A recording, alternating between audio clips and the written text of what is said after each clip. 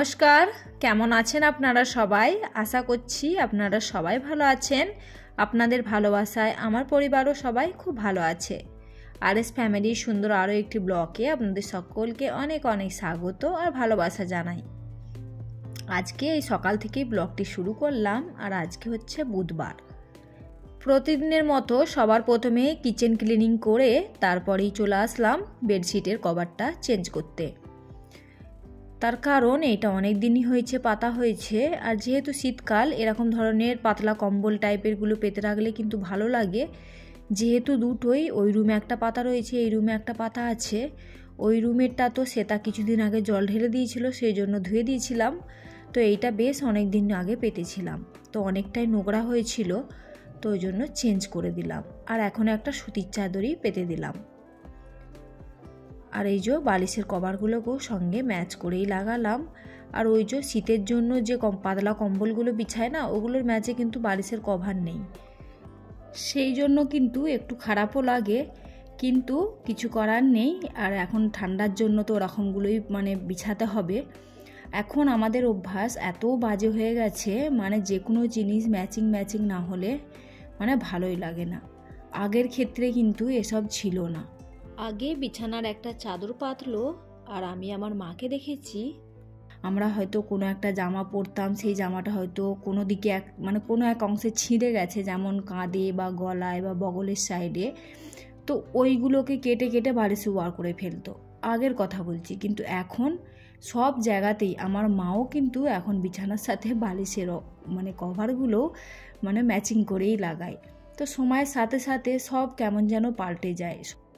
আগেকার দিনের মানুষেরা কিন্তু হাতে করে সেলাই করে করেই কত কি নতুন নতুন জিনিস বানিয়ে ফেলতো।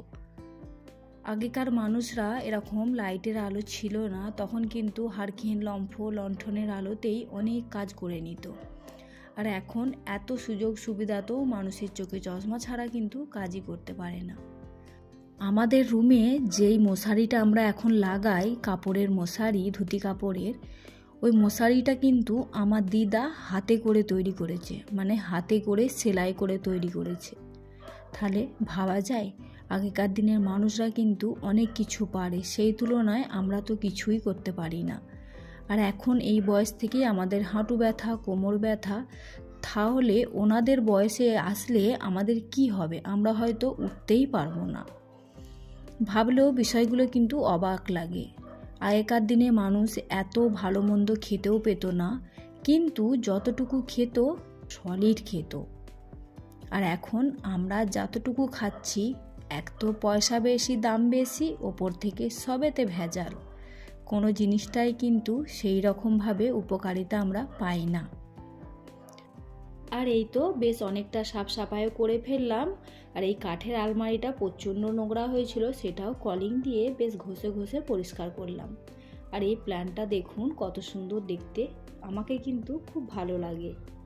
আর এই তো সাথে ডাইনিং টেবিলটাও একটু পরিষ্কার করে দিচ্ছি, তার কারণ এখানটা তো প্রতিদিন এত নোংরা হয়ে যায়। যে কোনো জিনিস নিয়ে আসুক, বা আমি নিয়ে আসি, বা বাচ্চারা নিয়ে আসে, সবাই কিন্তু এসে এই টেবিলটার ওপরেই আগে রেখে দেয়। তো সেই হিসাবে টেবিলটাও প্রচণ্ড নোংরা হয়ে গেছিলো, সেটাকেও কলিং দিয়ে একটু পরিষ্কার করে নিলাম। আর একদিন দুদিন ছাড়া যদি এইভাবে পরিষ্কার করে নেওয়া যায়, তাহলে কিন্তু আমাদের খাটনি অনেকটা কম হয়। আর যেহেতু এখন শীতকালের বেলা, সেহেতু প্রতিদিন একটা কাজকে করাটা কিন্তু সম্ভব না, সেই জন্য একটা কাজকে একদিনে বেছে নিয়ে করলে সেই কাজগুলো কিন্তু ঠিকঠাকভাবে হয়ে যায়, আর প্রতিদিনের পরিষ্কার প্রতিদিন ঠিকঠাকভাবে হয়ে যায়। যেমন আজকে আমি বাইরের রুমটা করছি, কালকে ভিতরের রুমটা, একদিন কিচেন, এইভাবে 3 দিনে 3টে জায়গাকে ভাগ করে নিয়েছি। আর শীতকালের দিন কোন দিক দিয়ে যে 12টা 1টা বেজে যায় বোঝাই যায় না। এই ঝাড়ু পোছা একটু ডাস্টিং ক্লিনিং করতে করতেই কোন দিক দিয়ে যে 2টো 3টে বেজে যাচ্ছে কিছুই বোঝা যাচ্ছে না। আর এই যে এই আয়নাটা যেহেতু বাইরের গেটটার দিকে লাগানো রয়েছে, আর বাইরের গেটটা তো বেশিরভাগ সময় খোলা থাকে, সেই জন্য একটু ধুলোটা বেশিই পড়ে। আর সাথে এই গাছের পাতাগুলোতেও অনেক ধুলোর স্পট পড়েছে, ভাবছি একদিন বাইরে বের করে ভালো করে ধুয়ে দেব। আর এই তো মোটামুটি সমস্ত কাজ কর্ম কমপ্লিট করে চলে আসলাম ছাদে।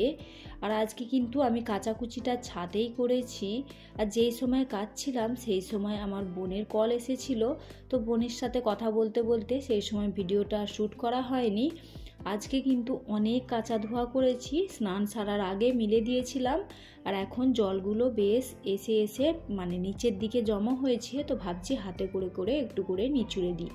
এই শীতকালের দিনে একবার দুবার যদি জামা কাপড় উল্টে দিয়ে এরকমভাবে মানে হাতাগুলো যে সমস্ত মোটা মোটা অংশগুলো যদি নিচুড়ে দেওয়া যায় তাহলে কিন্তু তাড়াতাড়ি শুকিয়ে যায়।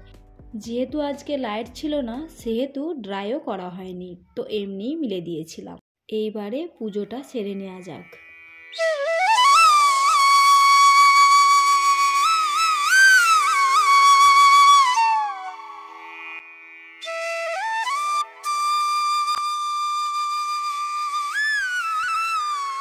পুজো কমপ্লিট করলাম, করে একটু খেয়েও নিলাম। খেয়ে নিলাম বলতে ওই একটু রুটি খেলাম। আর এখন বাচ্চাদের আসার টাইম হয়নি, তো ভাবলাম এই কাজগুলোকে গুছিয়ে নিই। কিছুদিন আগে আমার ননদ তো দেশে গেছিলেন, তো দেশের থেকে নিয়ে এসেছিলেন এই যে এগুলো হচ্ছে পলা বাঁধানোর জন্য আনতে বলেছিলাম। তো এই হচ্ছে পলা বাঁধানোর পলা, আর এখানে কিছুটা ধানের শীষ এইরকমভাবে বেঁধে নিয়ে এসেছিলেন। এইগুলোকে অঘ্রাণ পৌষ মাসের দিনে মা লক্ষ্মীর পাশে রাখতে হয় সেই জন্য।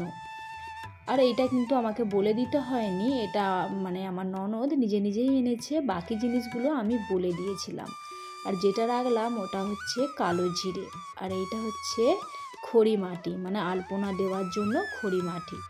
চাল পিষে ওঠার টাইমও হয়ে ওঠে না, তারপরেতে আবার হাতেরও ব্যথা, সেই জন্য খড়ি মাটি গুলেই এবারে আলপনা দেব।